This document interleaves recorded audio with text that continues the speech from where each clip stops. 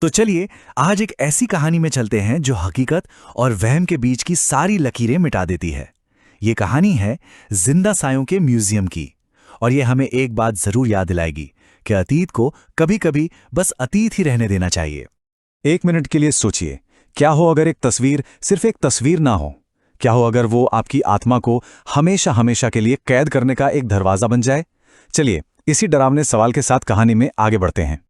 तो इस कहानी की शुरुआत होती है एक सरकारी आदेश से। एक पुराना म्यूजियम जो ना जाने कितने ही सालों से बंद पड़ा था, उसे दोबारा खोलने का हुक्म आता है। लेकिन ये कोई आम म्यूजियम नहीं था। इसके अंदर सिर्फ इतिहास नहीं, बल्कि कुछ ऐसे भयानक राज दफन थे जिन्हें कभी बाहर नहीं आना चाहिए था। जैसे ही शहर में ये खबर फैली, एक अजीब सा माहौल बन गया।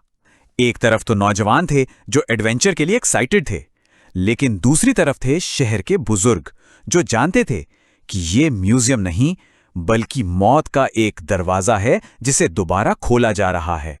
और हुआ भी वही जिसका डर था।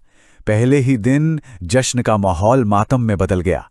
सुबह 10 बजे म्यूजियम खुला, दोपहर होते होते एक बच्चे के गायब होने की खबर आई और शाम तक तो कई और लोग लापता हो चुके थे। ठीक 6 बजे म्यूजियम को पुलिस की गाड़ियों ने चारों तरफ से घेर लिया। अब सीन में आती है पुलिस। म्यूजियम का कोना कोना छान मारा गया, लेकिन गायब हुए लोगों का कोई नामो निशान नहीं मिला।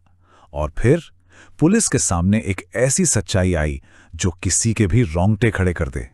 जांच करते करते एक तजुर्बेकार ऑफिसर की नजर एक पुरानी तस्वीर पर पड़ी। उसे कुछ अजीब लगा।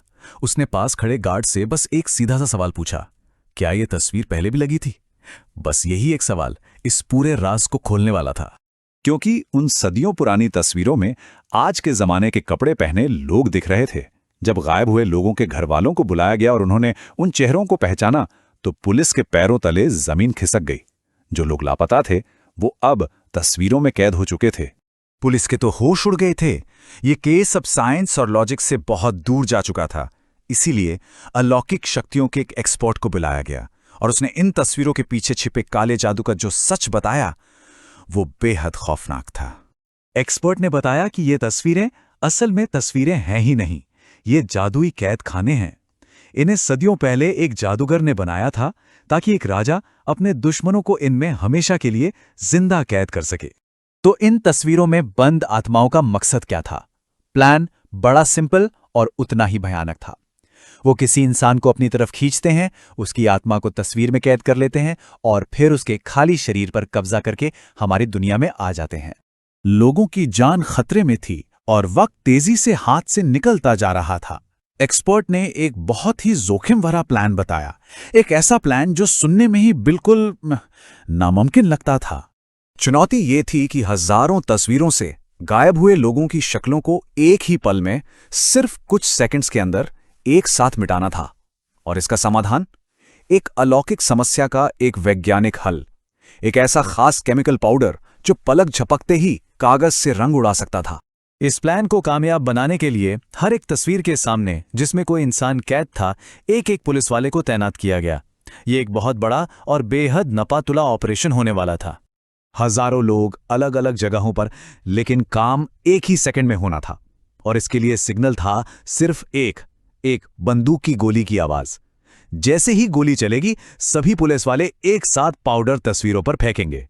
हर किसी पर जबरदस्त प्रेशर था। सब कुछ बस कुछ सेकंड्स का खेल था। अगर एक भी चूक हुई तो कई जानें हमेशा के लिए उन तस्वीरों में ही कैद होकर रह जाती। और फिर वो पल आ ही गया। प्लान को अंजाम दिया गया, लेकिन जो नतीजा निकला वो किसी ने सपने में भी नहीं सोचा था। ये मुसीबत का अंत नहीं था, बल्कि एक और भी भयानक कहानी की शुरुआत थी। एक्सपर्ट का इशारा मिला, गोली चली और पाउडर एक साथ तस्वीरों पर फेंका गया। पूरे म्यूजियम में एक अजीब से केमिकल का धुआं भर गया और जब वो धुआं छटा तो सबकी आंखों में खुशी के आंसू थे।